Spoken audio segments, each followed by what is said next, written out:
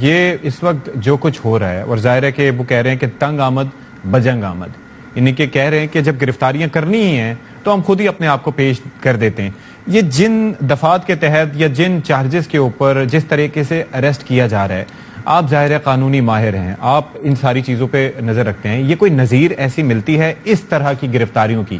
جس طرح سے عامر ضیاء صاحب نے کہا کہ کرپشن چارجز پہ اس سے پہلے گرفتاریاں ہوئی تھیں، یہ جو گرفتاریاں ہیں یہ کس قانونی لحاظ سے ان کی حیثیت کیا ہے؟ دیکھیں ستی صاحب، اس میں ایشو یہ ہے کہ اگر آپ 9 اپریل 2022 سے لے کے آج تک جتنی بھی ایف آئی آرز ہوئی ہیں، اس میں اگر گنوں عماد یوسف صاحب کو، سلمان اقبال صاحب کو، ارشد شریف صاحب کو، اس میں یہ صدف عبد الجبار کو گنوں، میں اس میں عمران ریاض کو گنوں، سمی ابراہیم کو گنوں، ڈاکٹر موہت پیرزادہ کو، صابر شاکر صاحب کو، اور اس کے علاوہ جو پاکستان تحریک انصاف کی لیڈرشپ ہے جس میں مراد سعید، شہباز گل، ایون خاور گھومن بھی جو ہے اس میں گنوں، تو اس میں 2 دفعات جو ہیں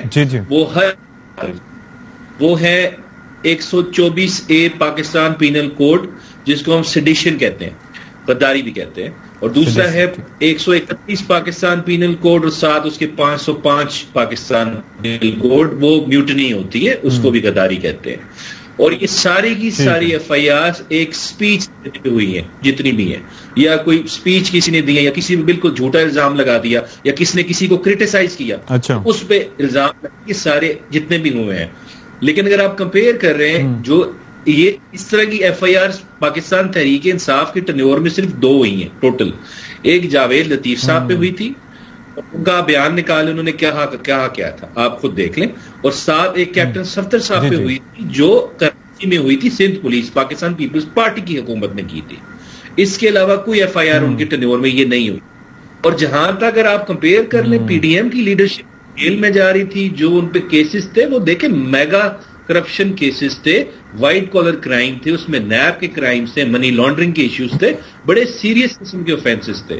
تو اگر آپ کمپیئر اس طرح کی گرفتاریوں کو اس سے کریں تو میرے خیال سے بڑی غیر مناسب بات ہوگی. بالکل ڈفرینٹ سیٹ آف سرکمسٹانسز تھے دونوں کیس میں.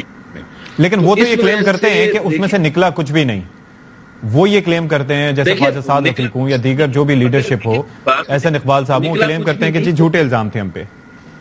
دیکھیں وہ تب ہی نہیں نکلا کچھ نا جب 9 اپریل 2022 کے بعد حکومت آتی ہے، جب ایف آئی اے آپ کے متحد ہو جاتی ہے، اس کے بعد نیب کا چیئرمین بھی آپ اپنی مرضی کا اپوائنٹ کر دیتے ہیں، تو اس کے بعد اس میں سے کچھ نہیں نکلا. دیکھیں میں اگر انویسٹیگیٹنگ ایجنسی ہی اگر انویسٹیگیٹ نہ کرے، پروسیکیوشن ڈپارٹمنٹ ہی پروسیکیوٹ نہ کرے، تو جج کے سامنے ایویڈنس نہیں ہوگی تو اس نے کیا سزا دینی ہے آپ کو. اس وجہ سے اس بحث پہ جانے کی ضرورت نہیں. اس وقت ہم بات کریں جو یہ اریسٹ، اب میری دیکھیں سپریم کورٹ کی ججمنٹس ہیں، جسٹس کھوسا صاحب کی ججمنٹ ہے، جسٹس منصور علی شاہ صاحب کی ججمنٹ ہے، انہوں نے اریسٹ کی گائیڈ لائنز دی ہیں کہ آپ نے اریسٹ کب کرنا ہے.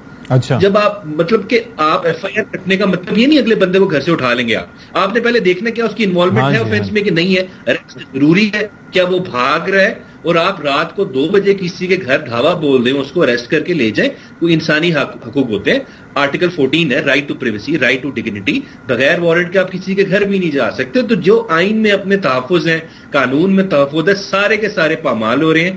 دیکھیں یہ جو دفعے لگ رہی ہیں نا، اس کو ستی صاحب، یہ 1870 میں جو کلونیل سامراج کی حکومت تھی یہ سب کانٹیننٹ کے اوپر، اس وقت یہ ساری دفعے لگتی تھی. سب سے پہلی لگی تھی سبھاش چندر بوس پہ، پھر مولانا عبدالکلام آزاد پہ، مولانا محمد علی جوہر، مولانا علی گاندھی پہ لگی تھی. یہ سب بڑے لوگ تھے جنہوں نے انڈیا اور پاکستان کی آزادی کے لیے بڑی قربانیاں دی.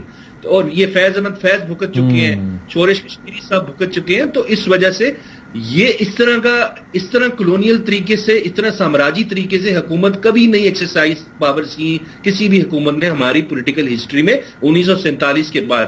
ہاں یہ ہم کہہ سکتے ہیں، یہ بھی کرتے ہیں اور پھر توقع بھی کرتے ہیں کہ وہ ساتھ آ کے بیٹھیں گے بھی. تو یہ ظاہر ہے کہ ٹائم بڑا ڈارک تھا. اس کے بعد یہ ٹائم جو آ رہا ہے، اس میں جس طرح یہ غداری کا قانون کس طرح بے دریغ اور مس یوز آف پاور سے استعمال ہو رہا ہے، میں نے اپنی پولیٹیکل ہسٹری میں میرے خیال سے پاکستان کی میں نے نہیں پڑھا کہ کبھی ہوا ہو.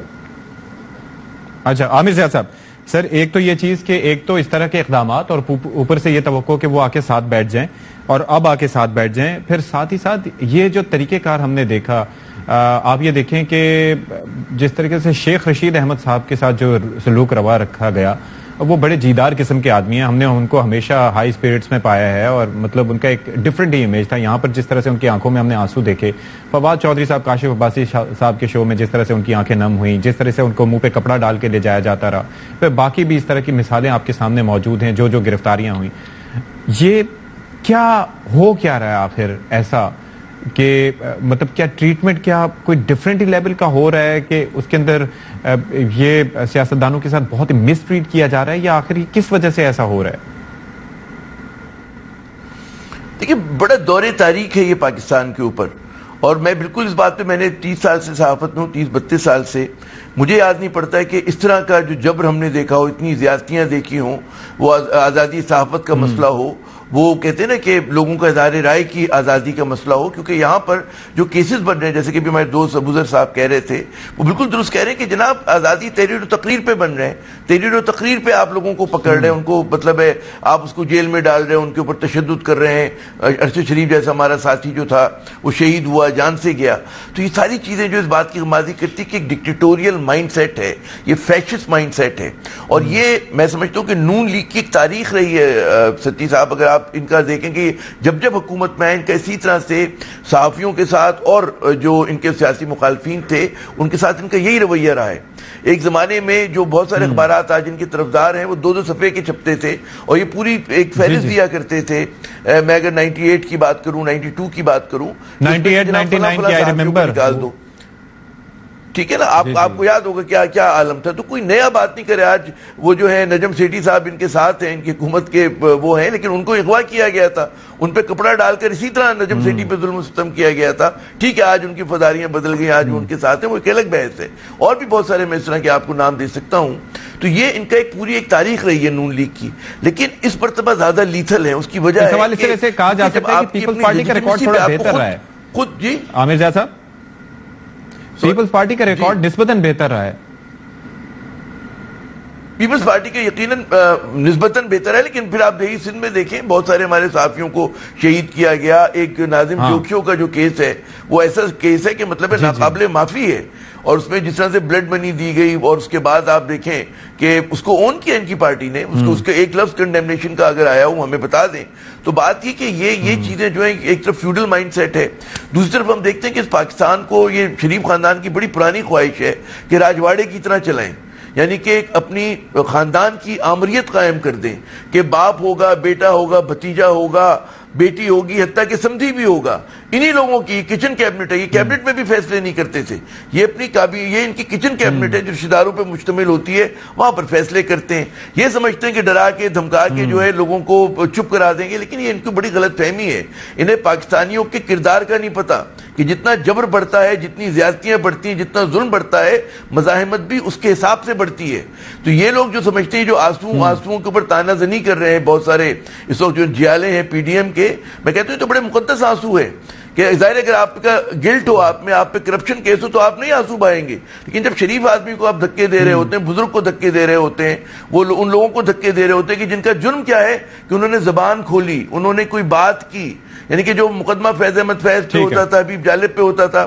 حبیب جالب کا تاریخی جملہ تھا نا کہ ایک دور تھا ایسا کہ اس میں انہوں نے کہا تھا کہ اس میں خاموش رہنا جو ہے بزدلی ہے اور جیل سے باہر رہنا بے غیرتی ہے. اب پھر یہ وہی دور تاریخ آ گیا ہے کہ اگر آپ اس وقت چپ رہیں گے تو آپ بزدل ہوں گے، اور اگر آپ جیل سے باہر ہوں گے تو بغیرت ہوں گے. بالکل ڈالیں یہ لوگ جیلوں کے اندر، کیونکہ ہمیں پتا ہے کہ جو لوگ ان کی مزاحمت کریں وہ اخلاقی طور پہ بلند لوگ ہیں، کیونکہ جن کا موازنہ آپ کر رہے ہیں. مطلب آپ دیکھیں تو کہ ان پہ کیا کیسز تھے، ان پہ کرپشن کے کیسز تھے، ملک کو لوٹنے کے کیسز تھے. یہاں پر اب ہمیں تلقین کی جاتی کہ جی لوٹنے والا اور لوٹنے والا ایک ہو جائے، استحصال کرنے والا اور جو استحصال شدہ ہے اس کو آپ ایک کر دیں، چور اور سپاہی ایک ہو جائیں. بھائی ایسا نہیں ہوتا.